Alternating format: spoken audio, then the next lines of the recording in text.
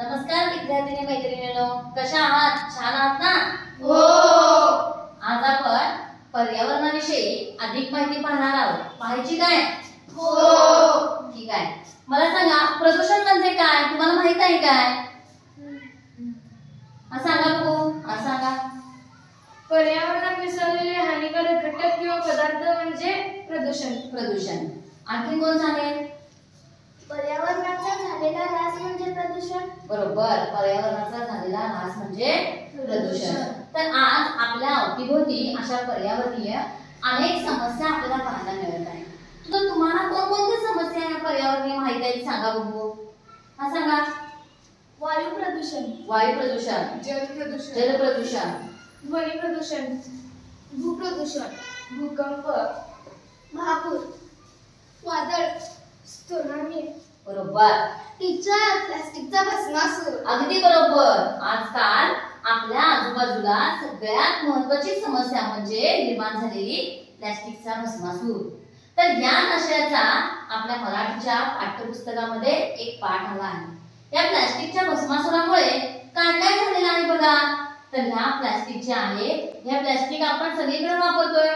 Carry bag मधनं बाजारात जाऊन वस्तू घेऊन येतोय, त्या डब्यात भरतोय, कॅरी बॅग फेकून देतोय. त्या कॅरी बॅग इतरत्र सगळीकडे पडल्या जातात. ह्याच कॅरी बॅग जनावर खातात. जनावर खाल्ल्यामुळे जनावरांचं मरण ओढवायला लागलेलं आहे. काही कॅरी बॅग नदी नाले वाटे वाहत जाऊन समुद्राला जाऊन मिळतात. त्यामुळे समुद्रामध्ये अशी बेटं तयार झालेली आहेत, त्यांना कायल्स असे म्हणतात. आणि त्यामुळं समुद्र जीव सुद्धा धोक्यात आलेले आहेत. त्याचबरोबर या कॅरी बॅग आपण इतरत्र फेकल्यामुळं त्या शेतापर्यंत पोहोचलेल्या आहेत. शेतांच्या मध्ये प्लास्टिकचं जाळं वरती तयार झालेलं आहे. त्यामुळे सगळी जमीन नापीक झालेली आहे आणि या नापीक जमिनीमुळं पीक येत नाही आहे. अशा अनेक समस्या कशामुळे निर्माण झालेल्या आहेत? प्लास्टिकमुळे निर्माण झालेल्या आहेत. तर अशाच आशयाचा पाठ मला बाजारला जायचे बाई हा आपण पाहिलेला आहे. तर या पाठामध्ये जे नाटक आहे ते तुम्हाला सादर करायचं आहे. कराल ना तुम्ही सादर? हो. तर ठीक आहे. त्यातली जी पात्र आहेत ही पात्र तुम्हीच ठरवायची आणि ठरवायचं कुणी कोणतं पात्र घ्यायचं आहे ते ठरवा बघू.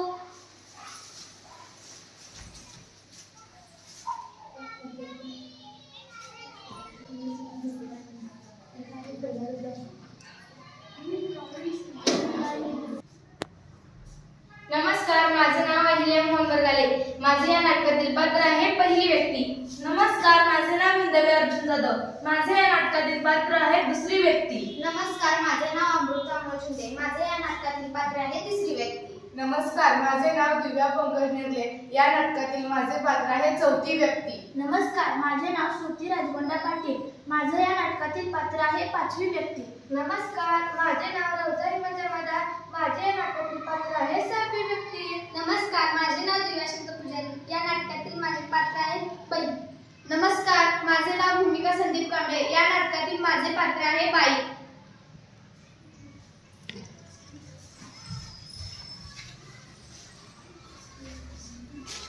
मानवाने स्वतःच्या सुखसोयीसाठी अनेक प्लास्टिकच्या वस्तू तयार केल्या. या वस्तूंचा अतिरेक वापर सुरू झाला आणि यांचे अनेक दुष्परिणाम आपल्याला दिसत आहेत, जसे की पर्यावरणाला हानी, प्राण्यांचे मृत्यू असे दुष्परिणाम घडू नयेत म्हणून आम्ही कन्या शाळेच्या विद्यार्थिनी आज एक नाटक सादर करणार आहोत. या नाटकाचे नाव आहे मले बाजारला जायचे बाई, मले बाजारला जायचे बाई. या नाटकातून आम्ही असा संदेश देणार आहोत की तुम्ही प्लास्टिकच्या थैली न वापरता कापडी पिशव्यांचा वापर करावा. या नाटकात काही स्त्री व काही पुरुष आपल्या गावच्या आठवडी बाजाराला जाण्यासाठी तयार होऊन बसले आहेत व त्यातील एक बाई डोक्याला हात लावून बसली आहे व ती म्हणत आहे की मी बाजारला जाणार नाही. चला तर मग तिला काय झाले ते पाहूया. नमस्कार श्रुती, कशी आहेस तू? नमस्कार अहिल्या, मी मजेत आहे. तू कशी आहेस? मी पण एकदम मजेत. तुला माहित आहे का आज काय आहे? नाही, मला माहित नाही. आज काय आहे? आज आपल्या गावचा आठवडी बाजार आहे व पलीकडील गल्लीत एक बाई डोक्याला हात लावून बसली आहे. चल तर मग तिला काय झाले ते पाहूया. चल. मला बाजारला जायचं नाही, मला बाजारला जायचं नाही. का ग बाई, का ग बाई, का ग बाई? नग बाई, नग बाई, नग बाई. अगं बाजारात का जायचं नाही? कारण काय ते तरी सांगशील की नाहीस? अगं त्या बाजाराला जायचं, कशा कशाची खरेदी करायची? कशा कशाची, कशा कशाची? अगं मंडळी, डाळ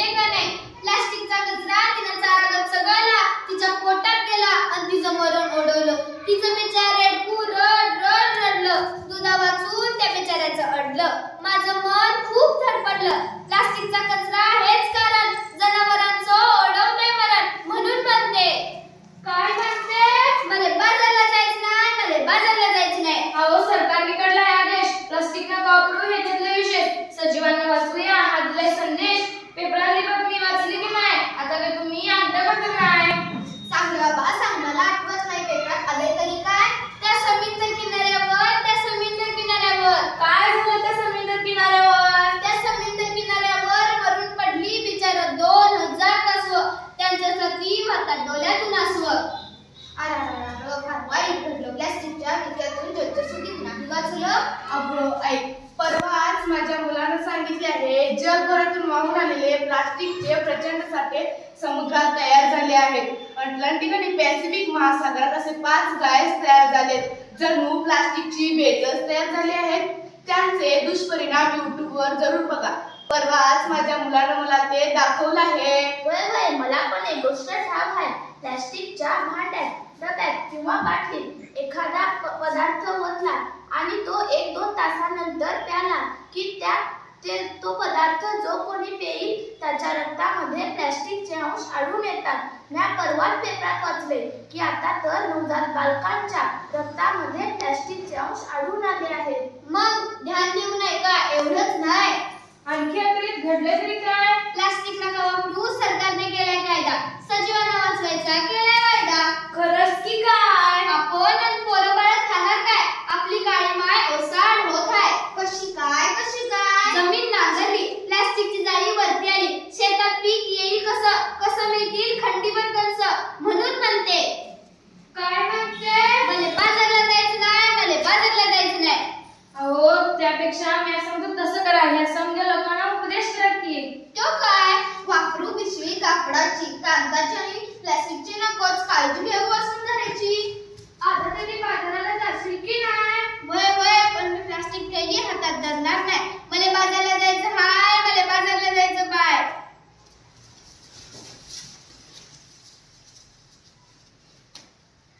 चला